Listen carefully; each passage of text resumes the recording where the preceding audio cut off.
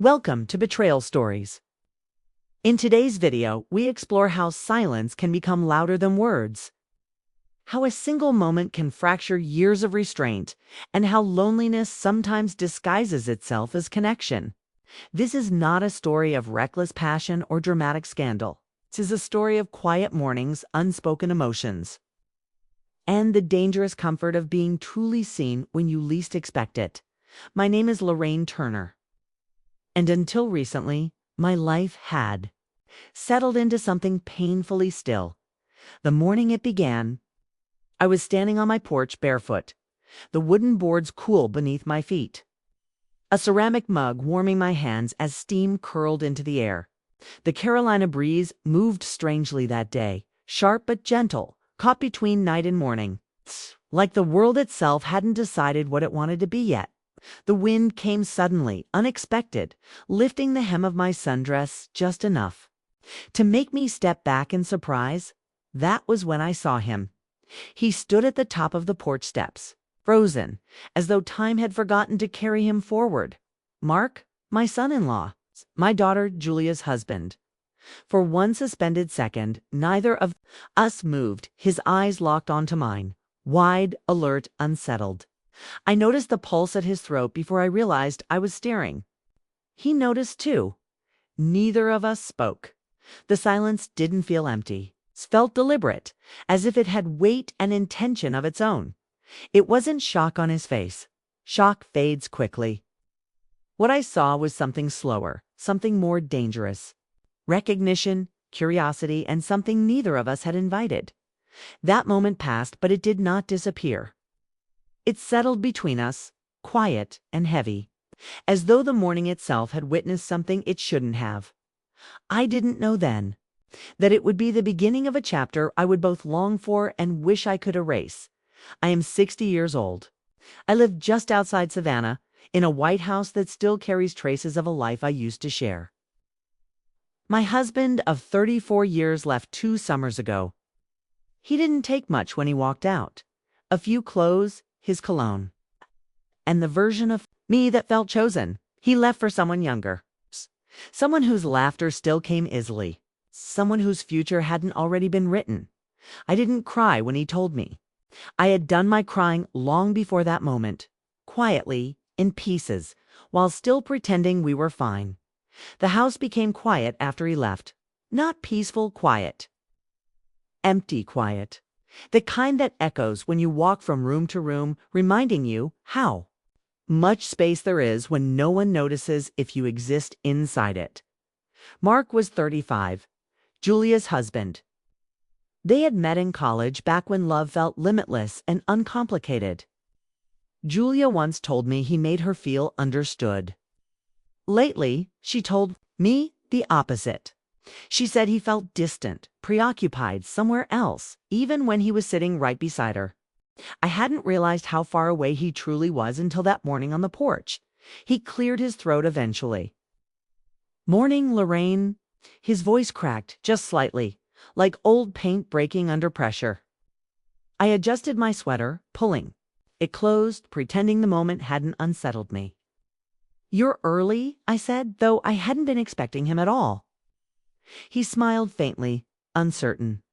"Julia said you needed help with the gutters." It wasn't true. I hadn't mentioned the gutters to anyone. But instead of questioning it, instead of protecting myself with logic, I stepped aside and let him in. The air changed as he passed me. I told myself it was imagination, that I was lonely, that I was reading meaning where none existed. But when he left later that morning, the space he'd occupied lingered like a memory that refused to fade. That night, standing in front of my bathroom mirror, I didn't search for wrinkles or signs of age. I studied my eyes. I wondered what he had seen. And more troubling than that, I wondered why it mattered to me at all. He came back the next day. No call, no warning. His truck pulled into my driveway like it belonged there. It's time I was prepared. A modest dress, shoes on my feet. A calm expression that took effort to maintain. "Still worried about the gutters?" I asked. He rubbed the back of his neck. "Actually, Julia mentioned your kitchen faucet is leaking." Another lie. Softer. This time, almost polite. Once again, I let him inside. We sat at the kitchen table. The clock on the wall ticked loudly, filling the spaces neither of us wanted to acknowledge. I busied myself with dishes that didn't need attention, anything to avoid his gaze. Then he asked quietly, "Are you doing all right?" The question landed heavier than it should have. "I'm fine," I said.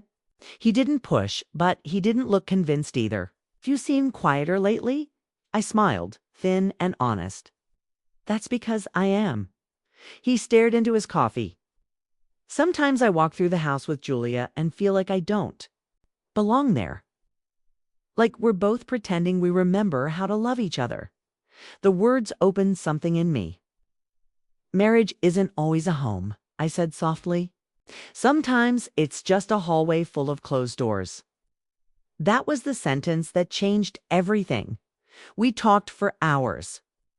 Not about repairs or errands, but about loss, about feeling invisible, about the versions of ourselves that no longer existed. He admitted he missed being noticed. I admitted I missed the woman I used to be when someone chose me without hesitation. At one point, our hands brushed as he reached for the sugar. He froze. I could have pulled away. I didn't. After my husband left, I realized what I missed most wasn't companionship. It was acknowledgement. And Mark, in his quiet, conflicted way, saw me. Not as a number, not as a role, as a person. He began stopping by more often. Visit grew easier. The lies became smaller. The silences grew longer. One evening at the door, he whispered, "I tell you things I don't even tell Julia." I looked at him carefully. "Is that wrong? Maybe," he said. "But it feels honest." By the third unplanned visit, there were no excuses left. Julia was away with the children. Okay. His truck appeared in the driveway again. This time, he didn't knock. He waited. I opened the door and stepped aside.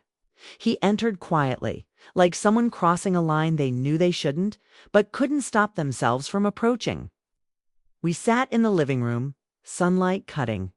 Across the carpet, dust floating in the air like unspoken truths, no movement, no conversation.